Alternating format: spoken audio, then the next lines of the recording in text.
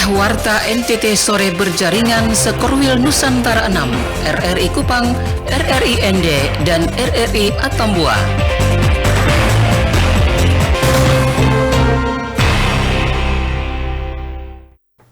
Pukul 17 waktu Indonesia Tengah. Selamat sore saudara dari ND Kota Pancasila. Anda mendengarkan Warta Berita Korwil Nusantara 6 NTT, RRI Kupang, RRI ND, dan RRI Atambua, edisi Kamis 19 Maret 2026. Dengan berita utama. Perayaan Nyepi di Kupang berlangsung khidmat dan syarat pesan toleransi.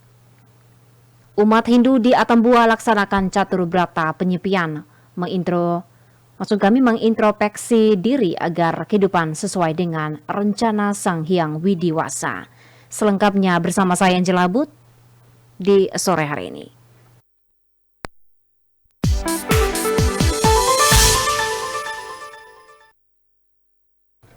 Pendengar, kita awali informasi pertama. Perayaan Hari Raya Nyepi Tahun Saka 1948 di Kota Kupang berlangsung khidmat dan syarat pesan toleransi.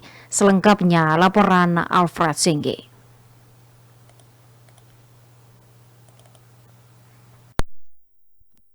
Dengan memohon berkat Tuhan Yang Maha Esa, Ida Sang Hyang Widiwasa, dan atas restu kita semua yang hadir di sini, Pawe Ogo-Ogo dalam rangka menyambut Hari Raya Nyepi Tahun Caka 1948 di Kota Kupang, dengan ini secara resmi saya lepas.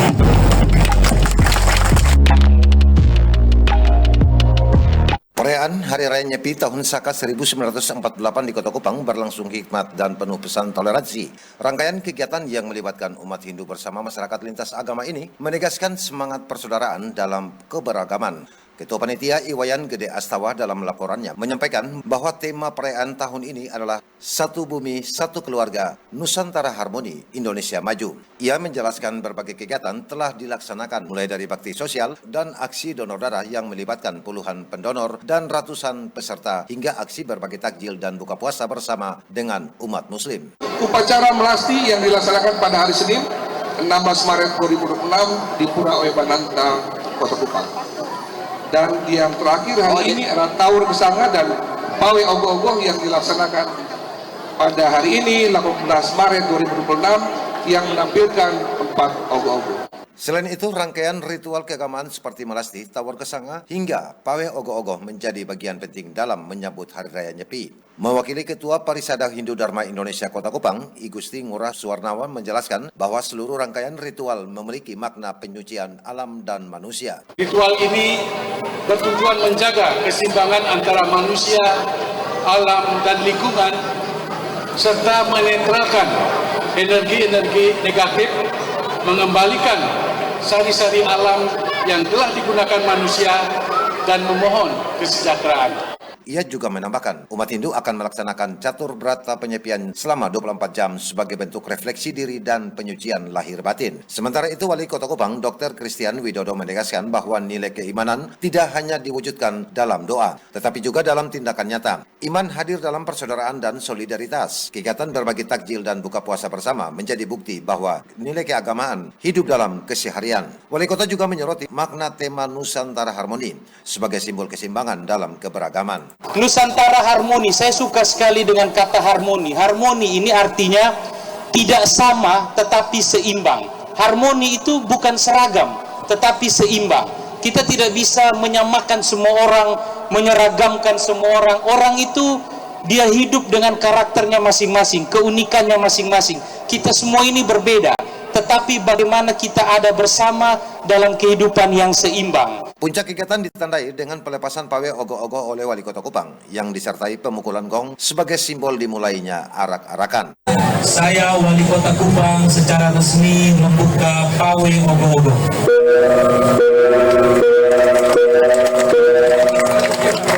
Pawai ogoh-ogoh tidak sekedar tradisi, tetapi menjadi simbol perlawanan terhadap sifat-sifat negatif manusia seperti amarah, keserakahan, dan kebencian. Perayaan Nyepi di Kota Kupang tahun ini diharapkan tidak hanya menjadi ritual keagamaan, tetapi juga memperkuat pesan kedamaian, toleransi, dan harmoni di tengah masyarakat majemuk. Dari Kota Kupang, Provinsi Nusa Tenggara Timur, Alfred Sengge, RRI terus mengudara untuk Indonesia.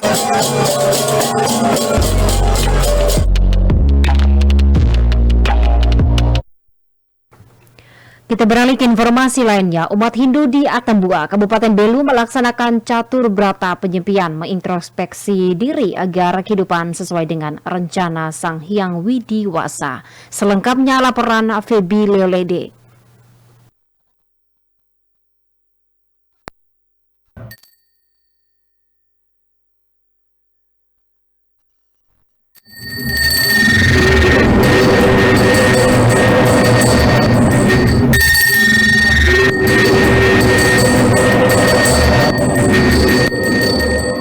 Setelah menjalani upacara Tawur Agung Kesanga, umat Hindu di Atambua, Kabupaten Belu, Kamis 20 Maret 2026 melaksanakan catur brata penyepian mengintrospeksi diri agar kehidupan sesuai dengan rencana Sang Hyang Widiwasa. Hari Raya Nyepi merupakan perayaan suci umat Hindu yang syarat makna dan nilai spiritual. Dirayakan setiap tahun baru Saka, Nyepi menjadi hari untuk merenung dan menyucikan diri jauh dari hiruk-pikuk dunia. Pengurus Parisade Hindu Dharma Indonesia PHDI Kabupaten Belu, Iketut Sukaryati mengatakan dalam catur brata penyepian, umat Hindu menjalankan 4 prinsip utama, yaitu amati geni, tidak menyalakan api, amati karya, tidak bekerja, amati lelungan, tidak berpergian, dan amati lelanguan, tidak menikmati hiburan. Dikatakan 4 prinsip tersebut menjadi pilar utama perenungan batin dalam mencapai ketenangan dan keseimbangan spiritual dengan menahan diri dari aktivitas sehari-hari. Umat Hindu diharapkan untuk menyatu dengan alam dan diri sendiri. Lanjutnya, Nyepi juga menjadi refleksi untuk memperbaiki kehidupan sosial dan lingkungan. Tepatnya hari Kamis,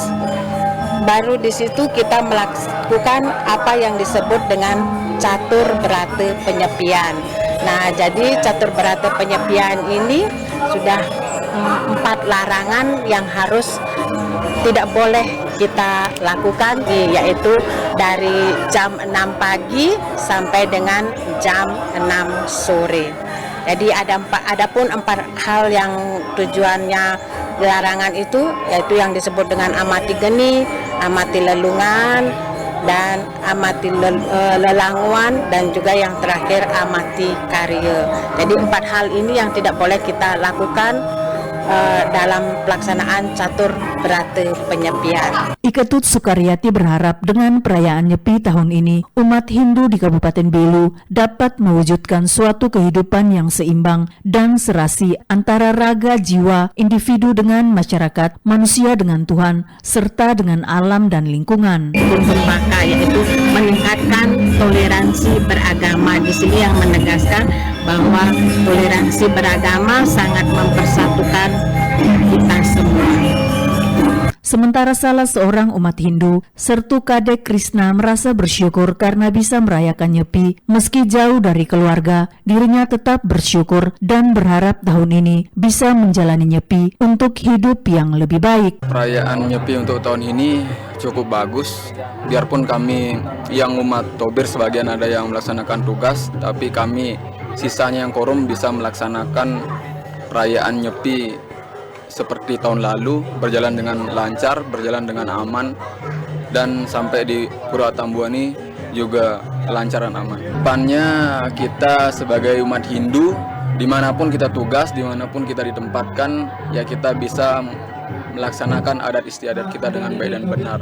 Apapun kendalanya, apapun halangannya, kalau kita punya niat dan usaha pasti semuanya bisa. Diketahui tema perayaan Nyepi tahun 2026 yaitu satu benua, satu saudara. Tema tersebut mengajarkan bahwa seluruh manusia di bumi adalah satu keluarga besar. RRI Atambua, Febi Leolede melaporkan.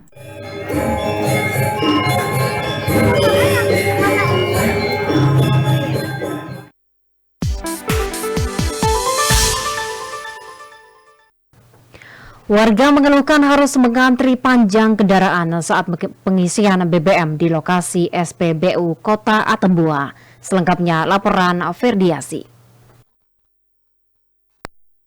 Warga Kota Tembok mengeluhkan adanya aktivitas pengisian bahan bakar minyak BBM oleh kendaraan bermotor berulang-ulang di lokasi SPBU. Sejumlah sepeda motor dengan tangki besar setiap hari melakukan pengisian di lokasi SPBU di Kota Tembok. Kegiatan pengisian dilakukan berulang kali sehingga dari jumlah kuota BBM khususnya Pertalite yang ada cepat habis terjual. Kondisi yang ada menyebabkan masyarakat umum yang hendak membeli sesuai kebutuhan 1-2 liter terkadang tidak kebagian. Belum lagi harus ikut mengantri panjang menyebabkan waktu banyak terbuang dan dampaknya aktivitas terhambat. Salah satu warga Kota Tembok, Julianto, mengatakan apabila tidak kebagian terpaksa membeli bensin Pertalite eceran. Cukup merugi dikarenakan harga mahal dan tidak sesuai takaran dijual per botolnya. Habis semua. Pertalite? Habis. Ada saya di sana terus. Solar? Habis, ada juga nih. Saya biasanya Senin, Rabu, Sabtu tuh isi di sana, arah sana tuh. Masih pertama juga nggak ada. Saya kalau ada pertama isi pertama gitu. Pertama kosong. Kita mau 2.100. Daripada antri ini walaupun 2 liter saya ini isi. Kadang tidak sampai 12.000 saya.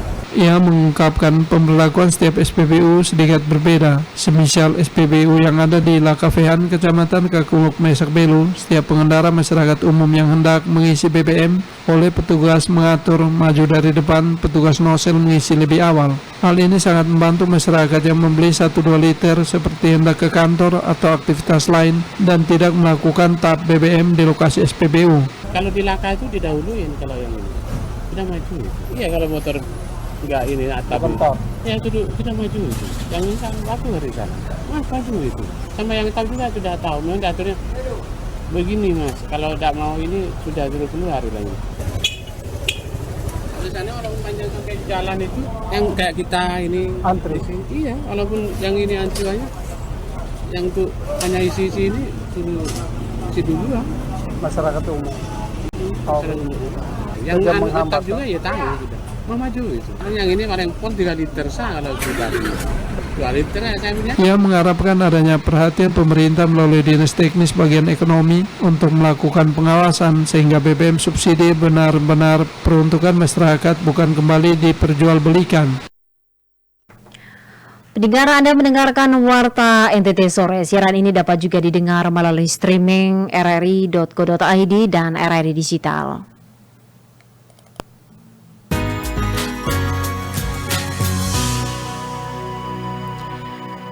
Selanjutnya kita beralih ke informasi lainnya. Pembangunan rumah kasih Santo Vincentius bagi imam lansia Keuskupan Agung ND resmi dimulai melalui misa dan peletakan batu pertama. Selengkapnya laporan Arvinus Wula.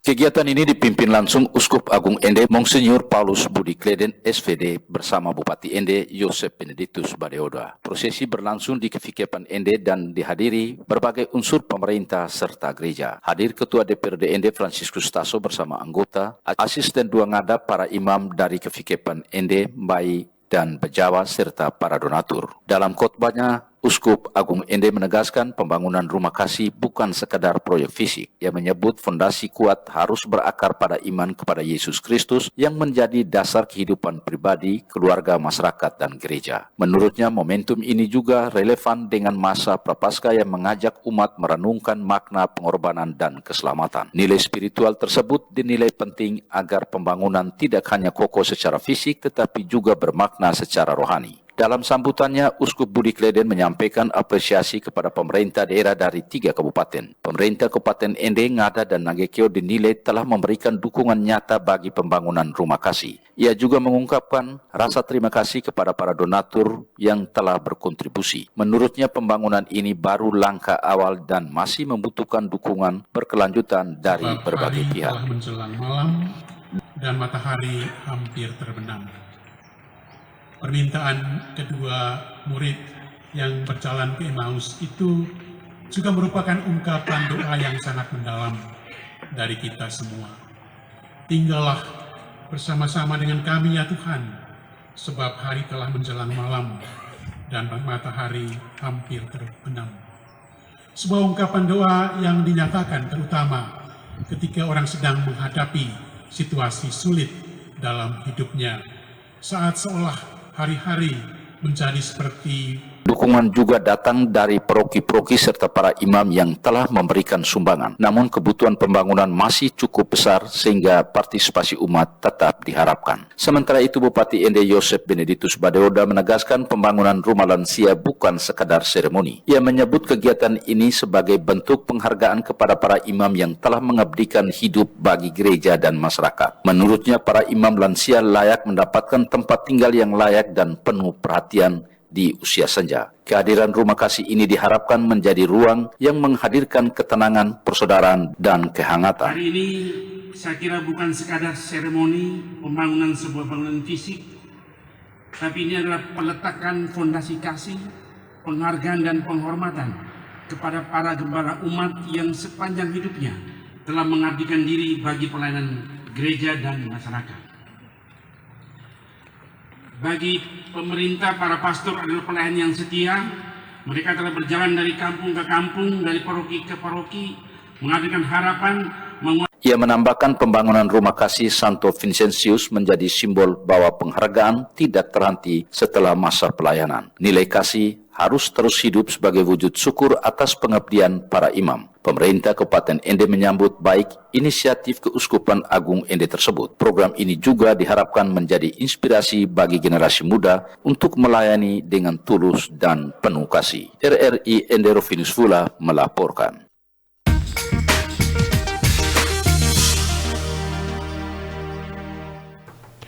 Provinsi Nusa Tenggara Timur menjadi tuan rumah penyelenggara Pekan Spesial Olimpiks Nasional Pesonas 2 yang berlangsung di Kota Kupang pada 13 sampai dengan 18 Oktober 2026.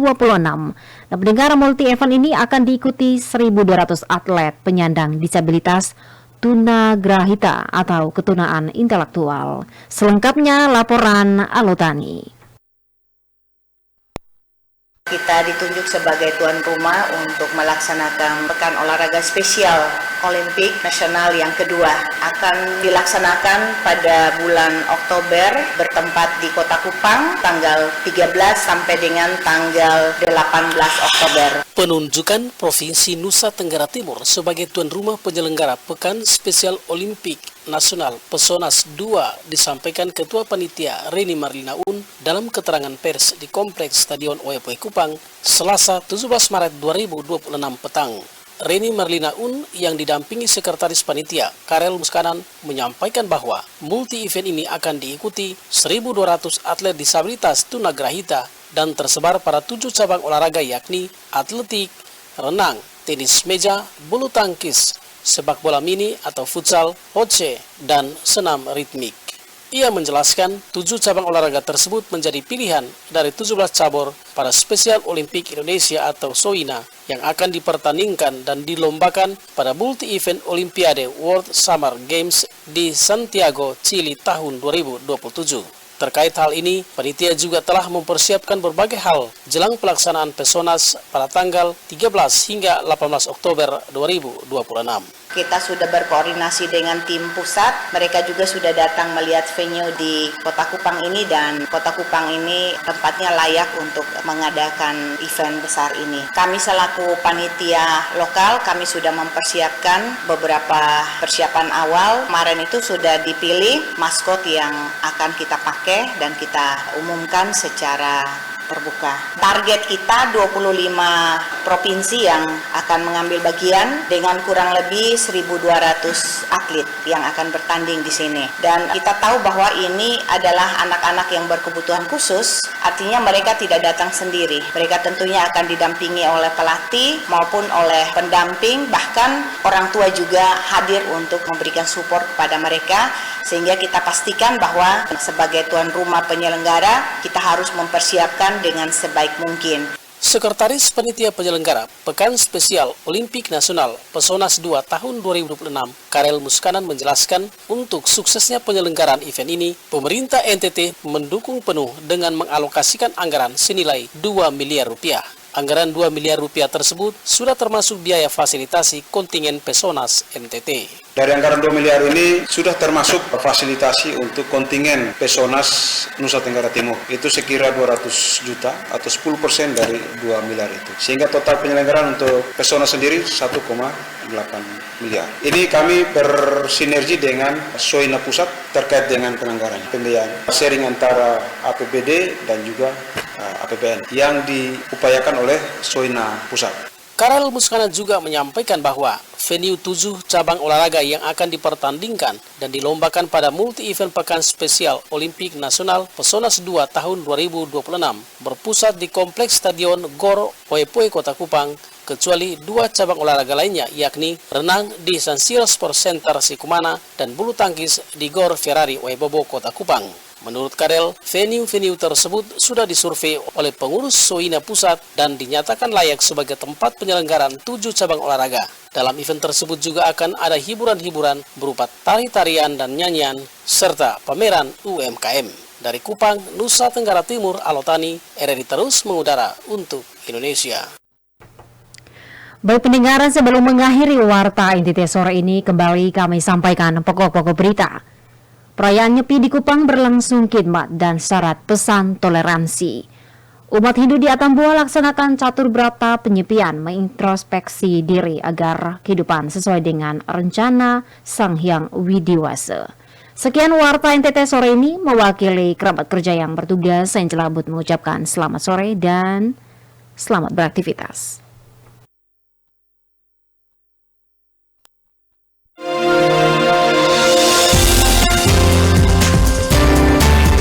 Demikian rangkaian informasi dari RRI Sekorwil Nusantara 6 dalam Warta NTT sore ini.